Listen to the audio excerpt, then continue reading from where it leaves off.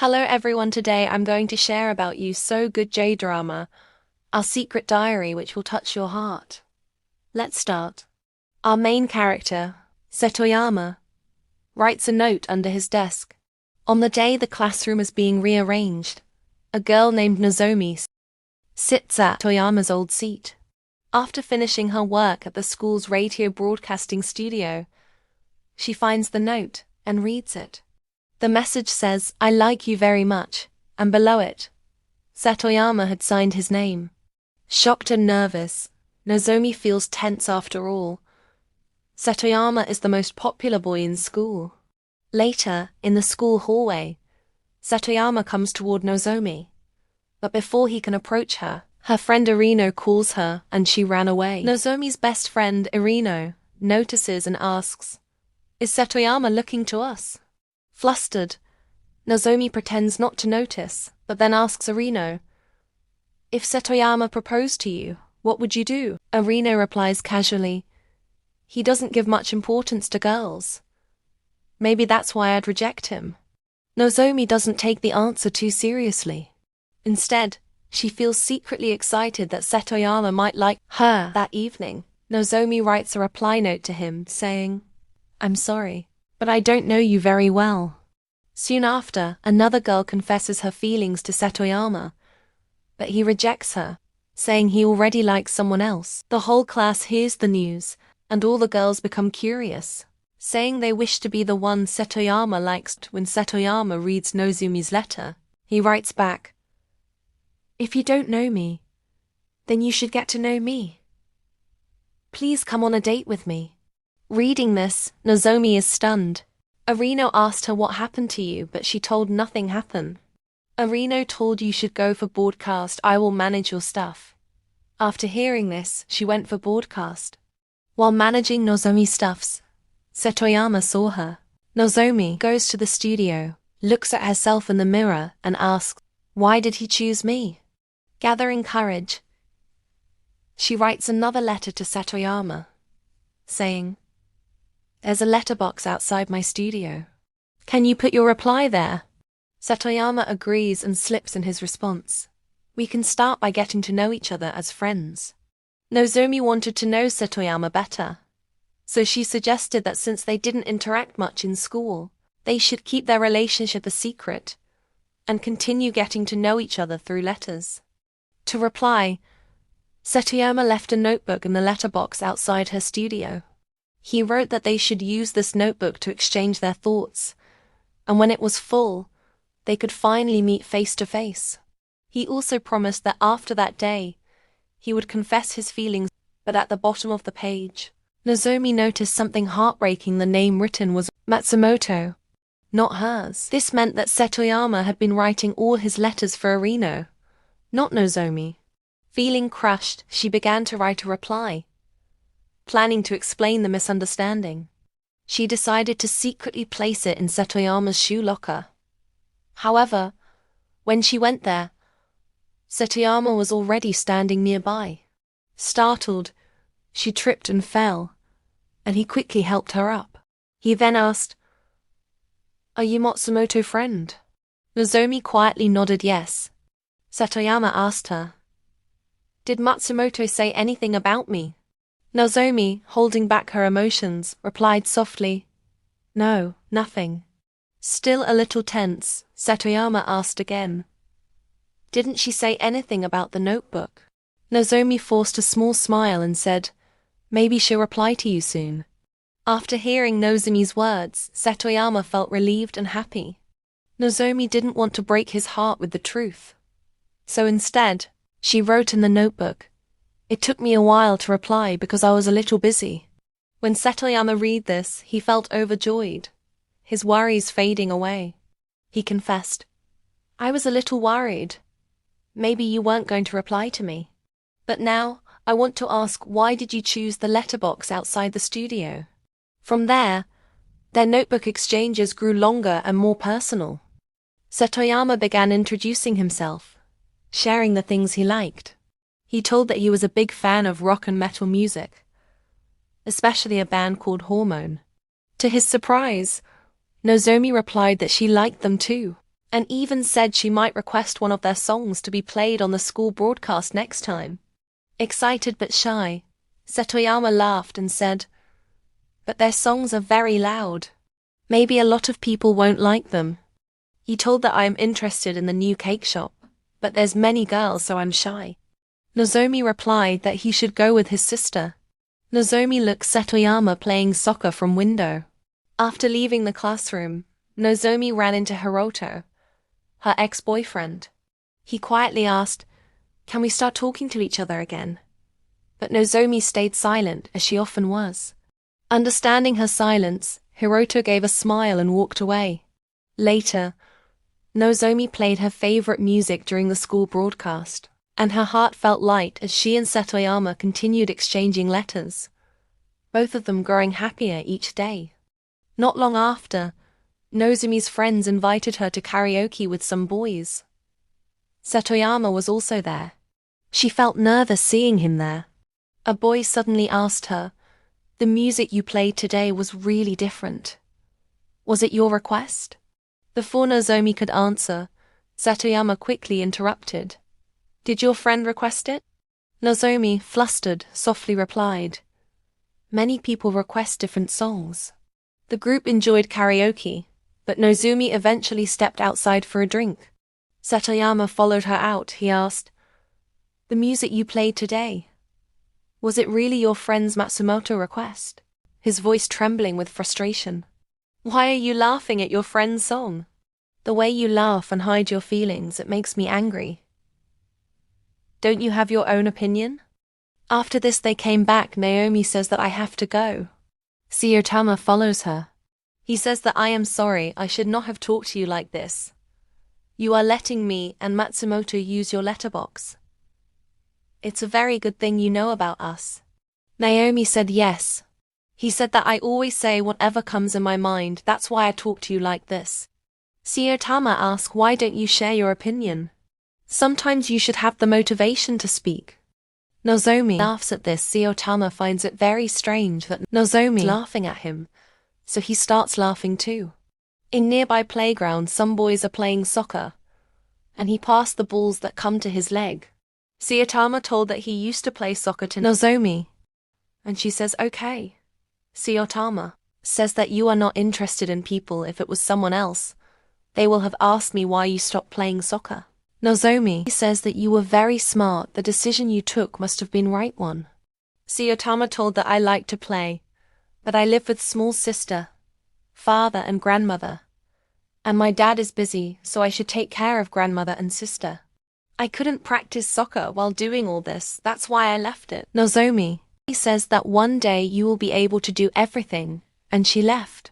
Next day, she went to cafe with her friend, and all the friends want to move forward in their careers.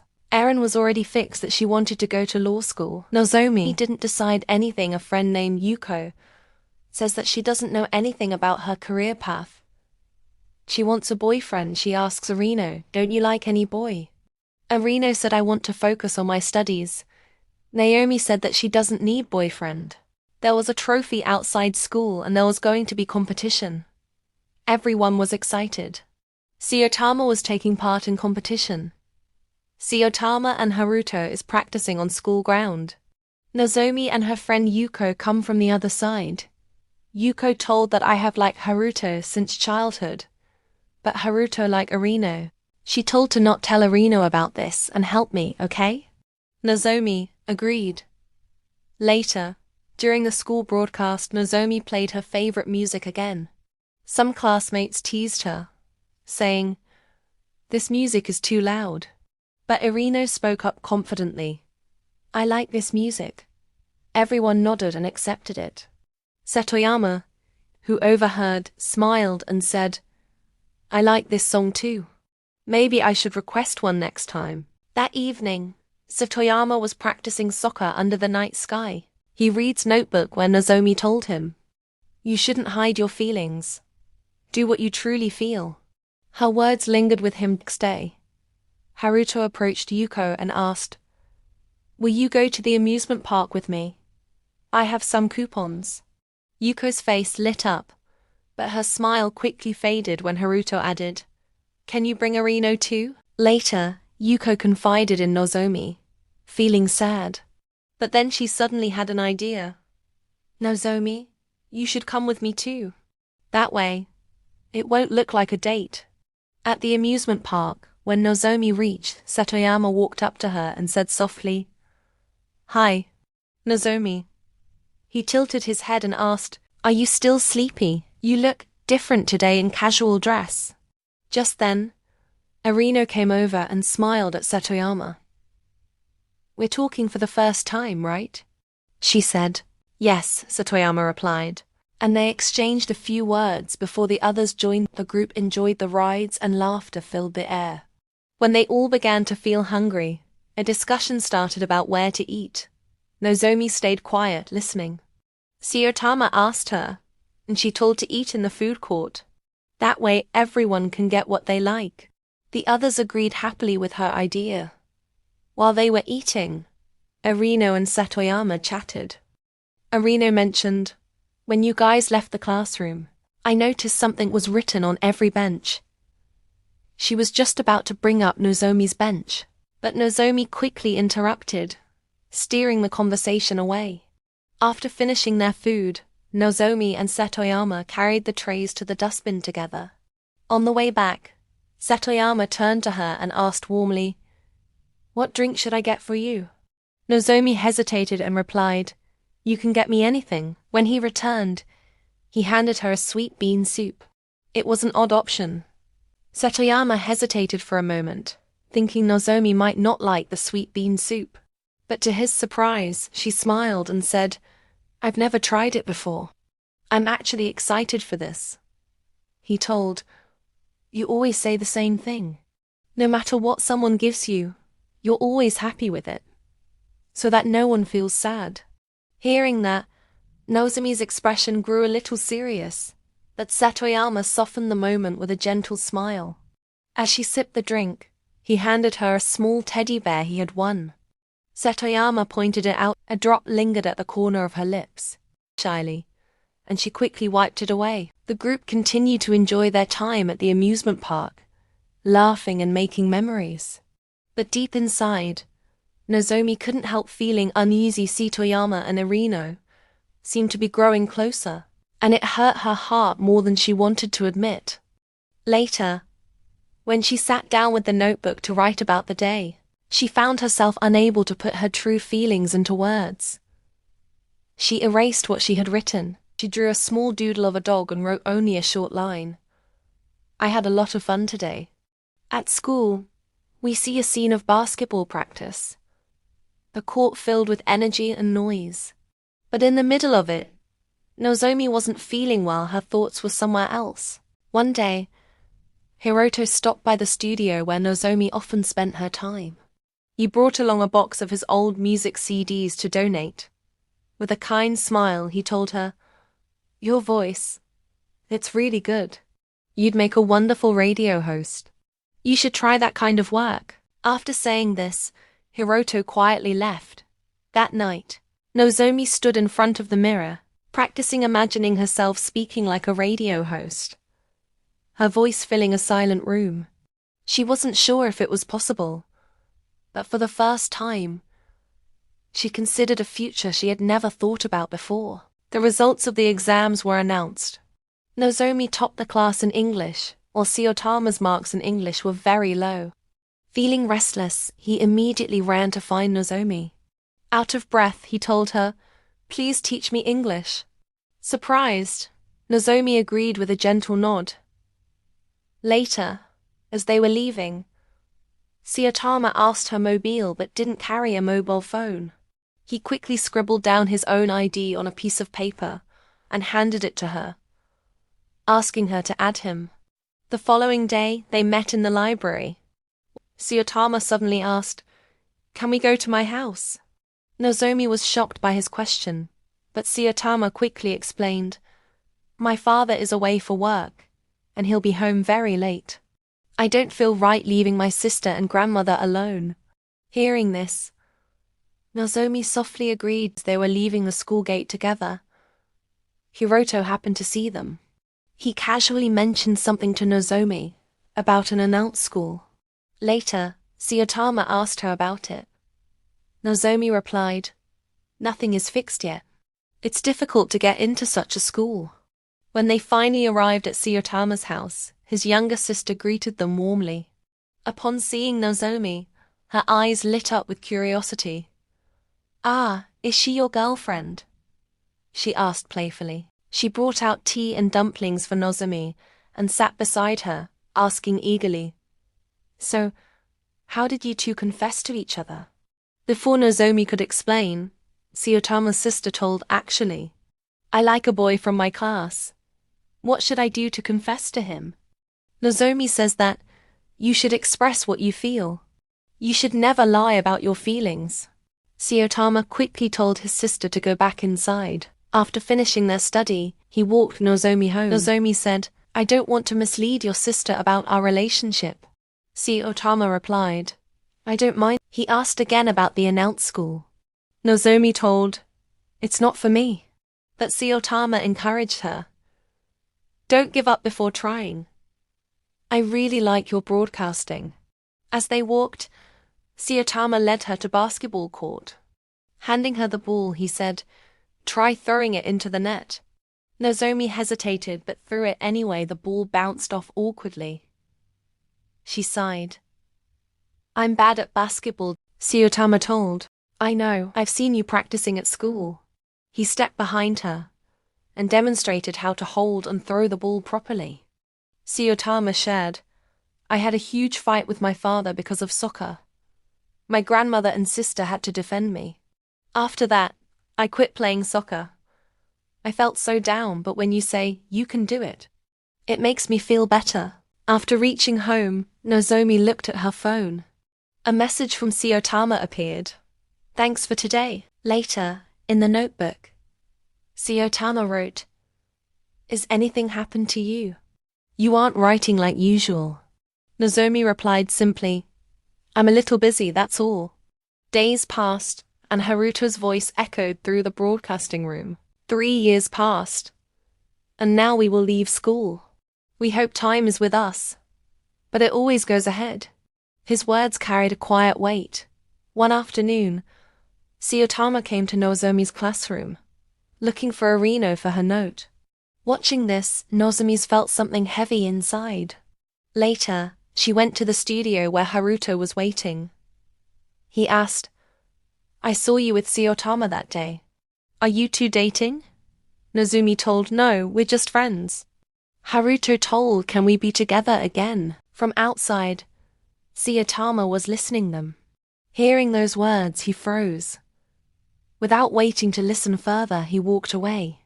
Nozomi stayed quiet. That night, her phone buzzed. A message from Saitama appeared. "Thanks to you, my English marks have increased."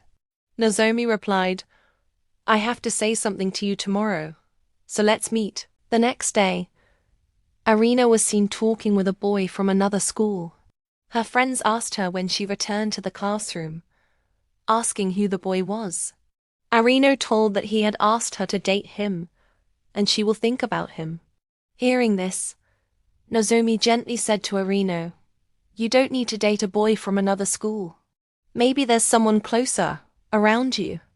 Yuko, overhearing, immediately misunderstood and thought Nozomi was hinting about Haruido. Her face darkened with anger. Arino, completely unaware of Haruhido's feelings for her, grew defensive. She snapped, "I don't even like Haruido. Who I like, and who I don't, what does that have to do with you?" The words struck hard, and before Nozomi could explain, both Arino and Yuko stormed off in anger. Left behind, Nozomi sat quietly in her classroom. She felt she had ruined everything. Just then, Saitama entered and noticed her. Without asking much, he gently took her out of the classroom. Outside, Saitama told her to look at those mountains and shout out everything you're holding inside. Once you let it out, you'll feel stronger and able to say what's in your heart. She followed his advice. She screamed. A strange relief washed over her, and she smiled for the first time that day. As they walked back, Saitama asked, Did you fight because of your ex-boyfriend? Nozomi shook her head gently. There's nothing like that. When we were dating, I could never tell him what I truly felt. That's why he broke up with me. Suyutama listened quietly before replying. Then next time if you feel for someone, say it properly. Don't hold it inside. Nozomi gave a faint smile and, trying to shift the topic, added, Maybe everything will turn out fine between you and Arino. For a moment, Suyutama looked at her in silence. Then, without warning, he leaned in and kissed her. Nozomi froze. Pulling back quickly, she whispered in shock, I'll keep this a secret from Arino. Please go. That night, she couldn't sleep. The next day, Yuko came in the studio. She handed Nozomi a song request. The song was about friendship and forgiveness. When the song ended, Yuko's eyes brimmed with tears. I'm sorry, Nozomi, she whispered. Nozomi told I'm also sorry. They've lunch. Listening the song, Arino ran towards studio. Breathless, she apologized. I'm sorry. Arino's eyes watered. The three girls hugged tightly. Their friendship mended. Yuko told, I will propose Haruido just then. A faint sound echoed outside. They turned to look, and Arino noticed the familiar sight of Suyutama's notebook being slipped into the letterbox. Curious, she picked it up. When Arino opened the notebook, her eyes widened as she read every detail. She looked at Nozomi and asked, What's this? Overwhelmed with fear and guilt, Nozomi couldn't face her. She told sorry and ran away. The very next day was school competition. Haruido approached Yuko before his big match and said, If I win today, I'll propose to Arino. Yuko's heart sank, but she forced a smile, hiding her true feelings. Meanwhile, Nozomi was on the basketball court. Suyutama come to watch her game. Remembering the way he had taught her how to throw the ball, she applied his advice and they won the match. From the sidelines, Suyutama smiled faintly, proud. Later, he sat alone on the familiar classroom bench where the words "Never give up" were carved. Tracing the letters with his hand, he seemed lost in thought. Soon it was his turn to play in the soccer match. The game was intense, but in the final moments, Suyutama's team lost. Haruhito, who hopes on victory, slumped to the ground in disappointment. Yuko went to him and said, Maybe it's good that you lost. At least now you won't propose to Arino. Haruhito looked at her in confusion, but before he could speak, Yuko blurted out, I like you.